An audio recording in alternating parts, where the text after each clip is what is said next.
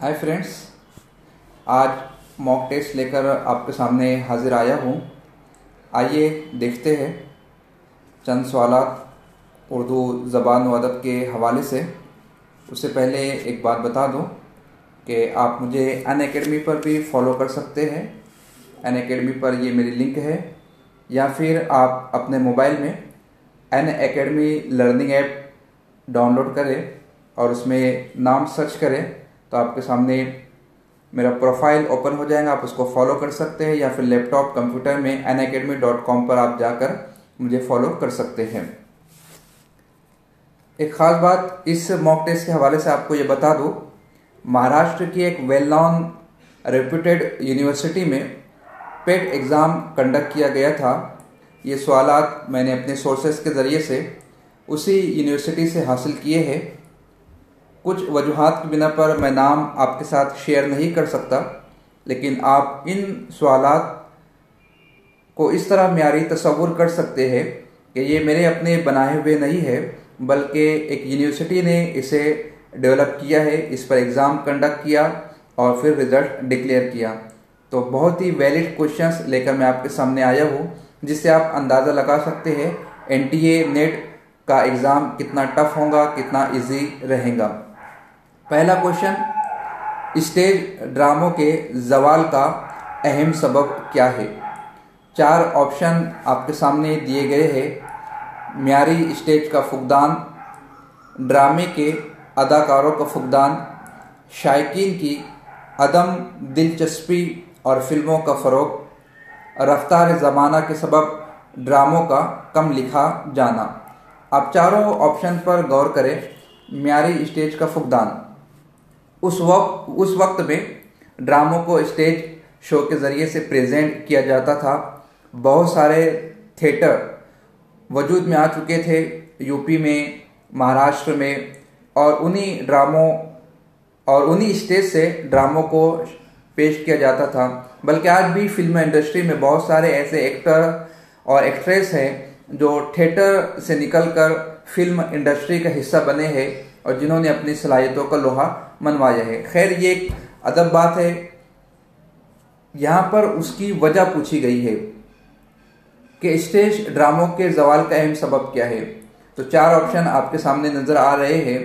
इसका जो right answer है, आप देख सकते हैं, शायकीन की अदम दिलचस्पी और फिल्मों का फ़रोग़। ये एक वैलिड पॉइंट नज़र आता है। म्यारी स्टेज का फुकदान ये मुमकिन नहीं है। काफ़ी म्यारी स्टेज उस वक्त शो किए जाते थे।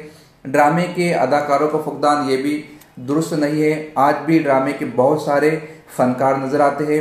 रफ्तार ज़माना के सबब ड्रामों का कम लिखा जाना ये भी नहीं। अगर वो सिर्फ चल रही है, लोग उसके शायकीन है, लोग उसे देखना पसंद करते हैं, लोग उसको पढ़ना पसंद करते हैं, तो वो सिर्फ अदब कभी भी मतरूक नहीं हो सकती।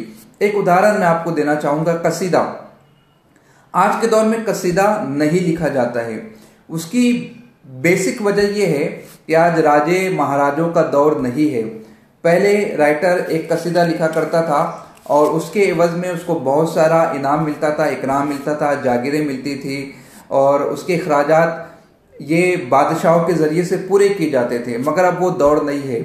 अगर कोई किसी के शान में कसीदा लिख भी दे तो उसको कुछ आउटपुट नहीं मिलने वाला है। इस सबब से अब कोई कसीदा नहीं लिखता है। अलबत्ता अब कसीदे की जगह कॉलम आ चुके, कॉलम नवेश आ चुके हैं। किसी भी पॉलिटिकल पार्टी का आप देख लीजिए, राइटर होता है, उनका पॉलिटिकल एजेंडा होता है, जिसको उनके राइटर्स पब्लिक डोमेन में लेकर जाते हैं। तो ड्रामा कोई ऐसी सिर्फ नहीं थी कि जिसकी वजह से उसको कम लिखा जाए।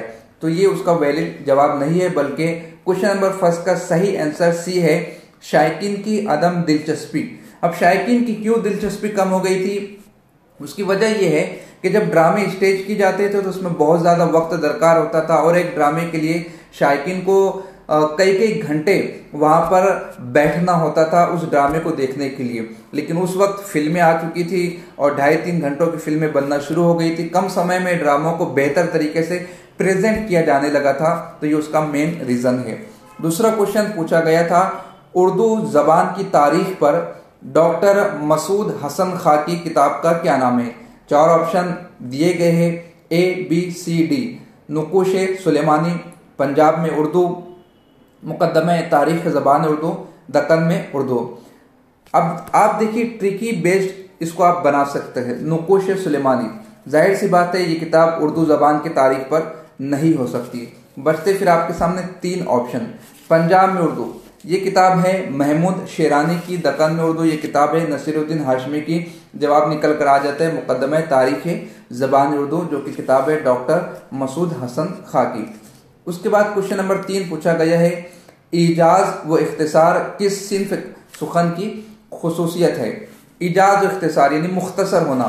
मसनवी, कई सौ अशार पर मसनवी को आप देख सकते हैं। मरसिया के अज़ाय तरकीबी को आप देख लीजिए, पूरा सरापा बयान किया जाता है, रिज़्क़ के अशार पेश किए जाते हैं, जंग का मंजरनामा पेश किया जाता है, फिर शहादत का बयान होता है, फिर बैन का बयान होता है। कसीदा अज़ाय तरकीबी आप देख लीजिए, तशबीब है, गुरेज है, मदा है, हुस्ने मुद्दा है, तलब है, बहुत सारे पार्ट्स यहाँ पर नजर आते हैं। गज़ल सिर्फ एक ऐसी सिन्फ सुखन है जो कि 7 अशार पर या 11 अशार पर मबनी होती है। वैसे तो ज़्यादा लिख सकते हैं, मगर अक्सर शुराए किराम इतना ही लिखते हैं। इस एतबार से गज़ल में इजाज व इख्तिसार की खुसूसियत पाई जाती है। क्वेश्चन नंबर 4 पूछा गया है, दक्कन में उर्दू का मुसन्निफ कौन है? अगर आपने सही तरह से वीडियो को अब तक के देखा है तो ऑटोमेटिक आप जवाब दे सकते हैं।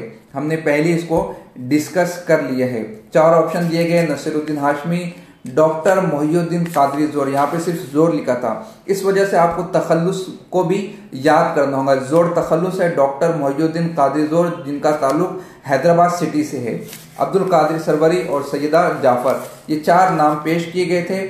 उसका सही जवाब है नसीरुद्दीन हाशमी। क्वेश्चन नंबर 5 देख लेते हैं, दास्तान के बारे में कौन सा बयान दुरुस्त है?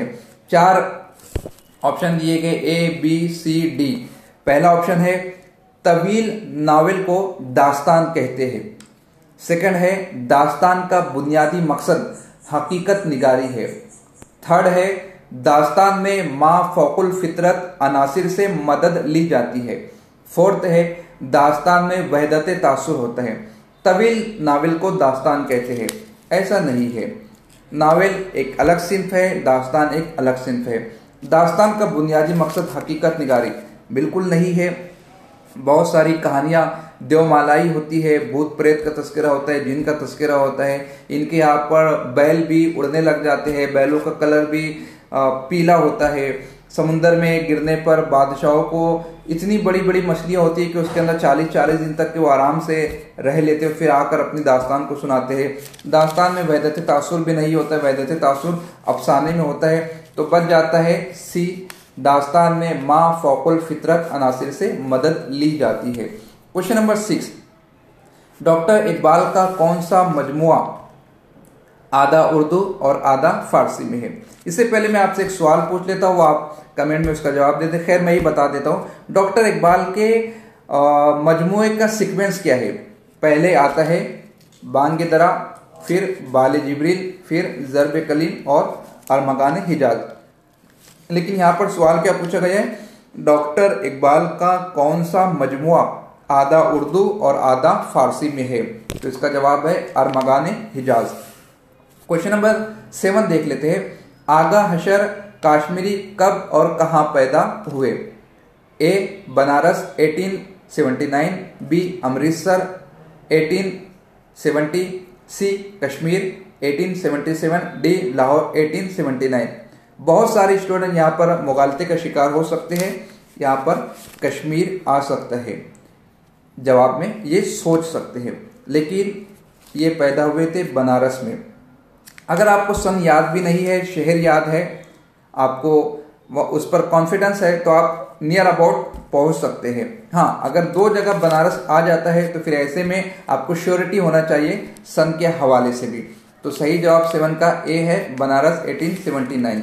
अच्छा, अब आप लोग ये काम भी करें, मैं जब सवाल पढ़ रहा हूँ तो आप वीडियो को पॉज करें, ऑप्शन को देखें और अपनी नोटबुक में आप जवाब को टिक मार्क करें, आप कितना गेन करते हैं। मेरे ख्याल से इसमें 26 क्वेश्चन लेकर मैं आपके सामने आया हूँ।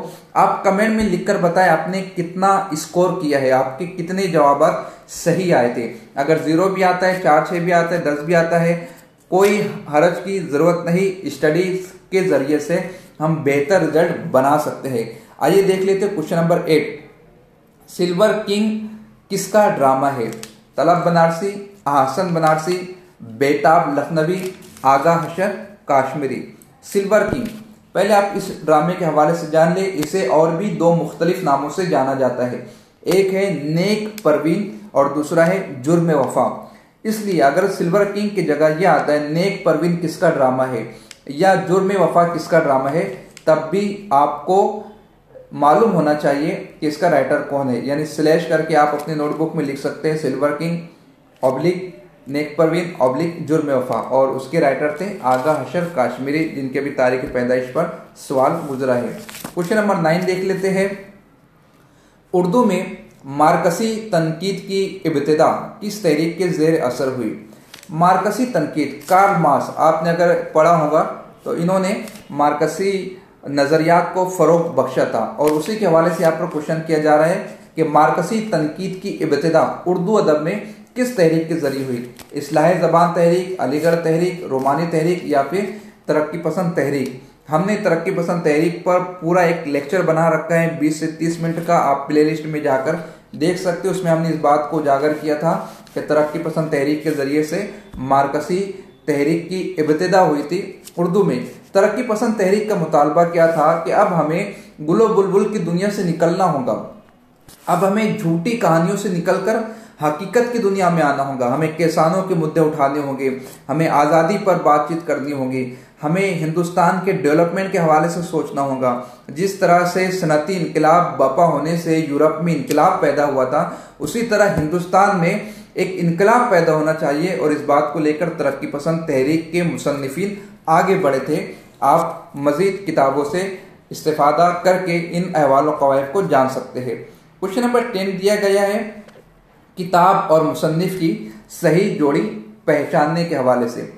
ऑप्शन है उर्दू गजल, जिनके मुसन्निफ का नाम दिया है यूसुफ हुसैन, बी गजल की सरगुजिश, हाली राइटर नाम दिया गया है, सी हमारी शायरी, राइटर का नाम दिया है अख्तर अंसारी, और डी दिया है जदीद गजल कलीमुद्दीन अहमद। अब आप सोचिए, उर्दू गजल, इस पर एक नाम आपके जहन में फौरन आना चाहिए, ऐवान गजल।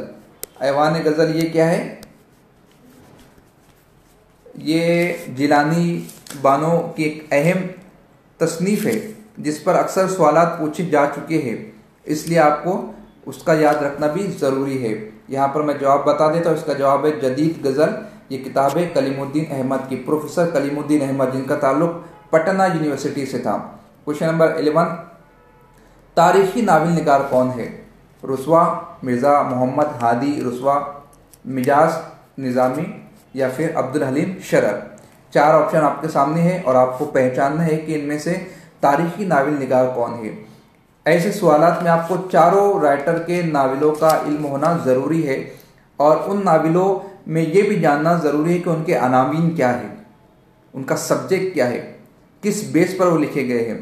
अगर आप मिर्ज़ा मोहम्मद हादी रुस्वा की बात करें, उनका मशहूर नावल है उमराव जान अदा, फिर है शरीफ ज़ादा, ज़ात शरीफ, अख्तरी बेगम, बहराम की रिहाई, खूनी आशिक, खूनी शहजादा, खूनी भेद, खूनी जोरो, इंशाए राज। तो इस तरह आप पहुंच सकते हैं कि इसका जवाब होगा ए मिर्ज़ा मोहम्मद हादी रुस्वा। क्वेश्चन नंबर 12 देख लेते हैं, कैद व बंद की सोबतें उठाने वाले शायर। ए फैज़ व हसरत, बी राशिद व मीरा जी, सी मीर व सौदा, डी गालिब व इकबाल। अभी हमने गालिब का समात किया था, उन्हें 2 मरतबा जेल जाना पड़ा कुमारबाजी की वजह से। मीर और सौदा जेल नहीं गए, राशिद और मीरा जी ये भी कदीम है, पुराने हैं, इनका भी साहब का कभी जेल से नहीं हुआ। फैज़ अहमद फैज़ ये तकसीम हिंद के बाद जेल गए थे, और मौलाना हसरत मोहानी ये सिलसिले आज़ादी के सबब जेल गए थे। तो इसका जवाब होगा बी का ए फैज़ हसरत। क्वेश्चन नंबर 13 देख लेते हैं, जेल में से कौन सा ड्रामा आगा हशर काश्मीरी का नहीं है? ऐसे सवालात कठिन होते हैं। आगा हशर काश्मीरी ने 20-30 ड्रामे या शायद उससे भी ज़ायद कलमबंद किए हैं। इस सूरत में आपको तमाम ही ड्रामों के नामों का याद होना ज़रूरी है। एटलीस्ट ओवरऑल आपकी नज़र से गुजर जाना चाहिए, ताकि आप एक नज़र में देखकर अलहदा कर सके कि कौन सा नहीं हो सकता है। आफ्ताब मोहब्बत, मुरीद इश्क, असीर हिर्स, करबला। आप एक नज़र में शायद पहचान जाओगे करबला, ये ड्रामा है मुंशी प्रेमचंद का। इस हिसाब से ये 13 का सही आंसर होगा डी।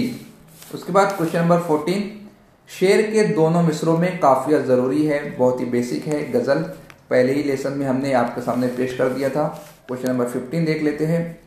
इनमें से कौन सा राइटर नक्काद कम और मौरिख ज्यादा है? ऑप्शन दिए गए हैं आज़ाद, इमदाद असर, शिबली नोमानी, नियाज फतेहपुरी। सही जवाब होगा नोमानी, इसलिए कि मौलाना शिबली नोमानी ने तनकीद पर कम और तारीख पर ज़्यादा काम किया है। आप देख सकते हैं उनकी किताब है सीरतुन नबी, अल फारूक, अल गज़ाली, अल मामून, मकालात शिबली, मवाज़ने अनीस व दबीर, जहाँ से तकाबुली तनकीद का आगाज़ हुआ, सवाने मौलाना रूम, शेरुल अजम। इस पर भी अक्सर सवाल आते हैं शेरुल अजम कितनी जिल्द पर है, तो इसका सही जवाब होगा नोमानी। क्वेश्चन नंबर 16, किस नसरी सिन्फ की नुमाया खुसूसियत वहदत तासुर है? जवाब शायद मैं पहले ही दे चुका हूँ ऊपर किसी सवाल को डील करने में। जवाब होगा अफसाना। नावल में वहदत तासुर नहीं होता है। काफ़ी बड़े बड़े नावल लिखे जाते हैं, इतने बड़े लिखे जाते हैं कि उन पर पूरी फिल्म तैयार हो जाती है। दास्तान का क्या कहना। एक उस्ताद को किसी काम से जाना था, तो उन्होंने अपने शागिर्दों को दास्तान इस हिस्से पर सौंपी कि दूल्हे के घर से बारात निकल गई है और आप यहाँ से आगे दास्तान सुनाना शुरू करें। वो काम से गए और तकरीबन 40 दिन के बाद उनका काम ख़त्म हुआ। दास्तान ये बहुत पुरानी सिन्फ है। उस वक्त में इस तरह से टेक्नोलॉजी नहीं थी कि इधर आप बॉम्बे में फ़्लाइट में बैठे और 2 घंटे में दिल्ली में उतर जाए। काफ़िलों की शक्ल में सफ़र किया करते तो काफ़ी वक्त दरकार होता था। तो वहाँ पहुँचे 40 दिन। तो शागिर्द इतना कलाकार निकला, इतना मास्टर निकला, इतना माहिर निकला कि वो दूल्हे की बारात दुल्हन के घर के बाहर पहुंची थी और वो लोग रक्स कर रहे थे, डांस कर रहे थे। मतलब 40 दिनों में दूल्हे के घर से निकलकर दुल्हन के दरवाजे तक पहुंची। तो वहदत तासुर हो ही नहीं सकता, पॉसिबल ही नहीं। मजमून तवील भी होता है, मुख्तसर भी होता है। तो सही जवाब आता है इसका अफसाना। और अफसाने की बाज़ लोगों ने तारीफ ही यही की है कि ऐसी तहरीर जिसे एक नशिस्त में ख़त्म की जा सके, जिसका तासुर कायम रहे, बाकी रहे। क्वेश्चन नंबर 17 देख लेते हैं। इंदर सबा का ताल्लुक किससे है? ऑप्शन दिए गए हैं नावल, ड्रामा, तहकीक, सवाने। इंदर सबा ये तख्लीक है अमानत लखनवी की और इसका ताल्लुक है ड्रामा सिन्फ से। Question number 17। उसके बाद देख लेते हैं क्वेश्चन नंबर 18। एक शेर दिया है, काफ़ी मशहूर शेर है। आप पढ़कर ही सोच रहे होंगे कि यार कई मरतबा हमने सुना है, पढ़ा है। सिमत काशी से चला जानिबे मथुरा पहुंचा, सिमत काशी से चला जानिबे मथुरा पहुंचा, बर्क के कांधे पे लाती है सबा गंगा जल। शेर दिया गया है, शायर का नाम दरियाफ्त किया गया है। मोहसिन काकोरबी, मौलाना हसरत मोहानी, फिराक गोरखपुरी, गालिब। अब आप गेस कीजिए कौन सा शायर इस किस्म का शेर कह सकता है। मतलब फिराक अक्सर रोमानवी शायरी किया करते थे। गालिब अपने से 100 साल पहले और 100 साल बाद की शायरी किया करते थे। एक अंदाज होता है, एक उस्लूब होता है, एक इनफरादियत होती है। तहरीर देखकर हम राइटर का पता लगा सकते हैं।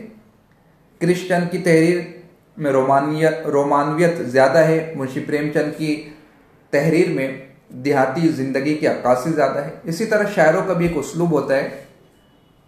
अहले फन पढ़कर अंदाज़ा लगा सकते हैं। बहरहाल मैं बता देता हूँ, इसका सही जवाब है मोहसिन काकोरबी।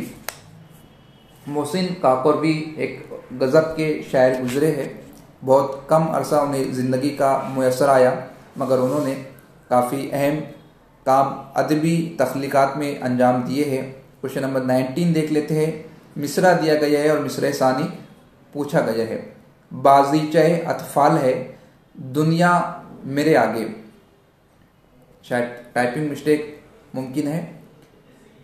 ए दिया गया है, घिसता है जबीन खाक पे दरिया मेरे आगे, क्यों कर कहो लो नाम ना उनका मेरे आगे, क्यों कर कहो लो नाम ना उनका मेरे आगे, होता है शब व रोज़ तमाशा मेरे आगे, होता है तमाशा शब व रोज़ मेरे आगे। गालिब का शेर है, काफ़ी मशहूर है। सही जवाब सी है, होता है शब व रोज़ तमाशा मेरे आगे। देखिए कितना कंफ्यूज करने की कोशिश की गई है। होता है तमाशा शब व रोज़ मेरे आगे, होता है शब व रोज़ तमाशा मेरे आगे। मामूली सा हेर फेर किया गया है, लेकिन सही जवाब सी है। क्वेश्चन नंबर 20 देख लेते हैं। किस शायर ने खुलकर सर सैयद की मुखालफत की?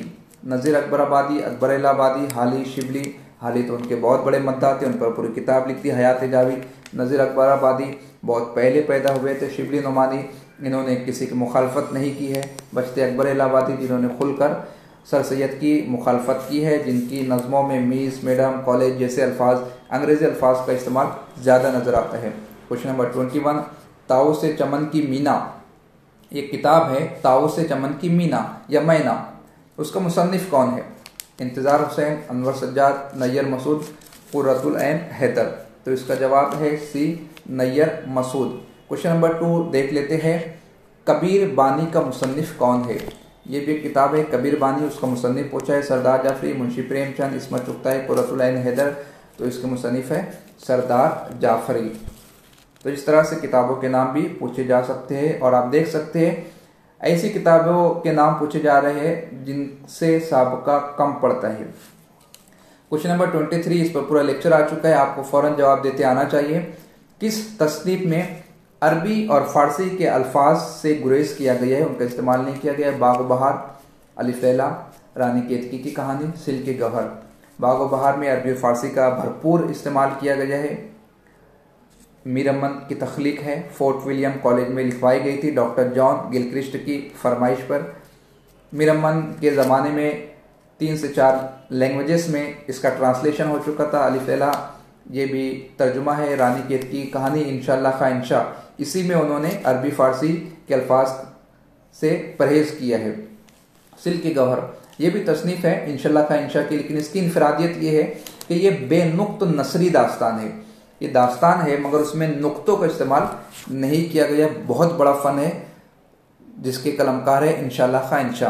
क्वेश्चन नंबर 24, उर्दू तनकीद को माशूक की महोम कमर किसने कहा है? आले मसरूर, कलीमुद्दीन अहमद, रशीद अहमद सिद्दीकी, हाली।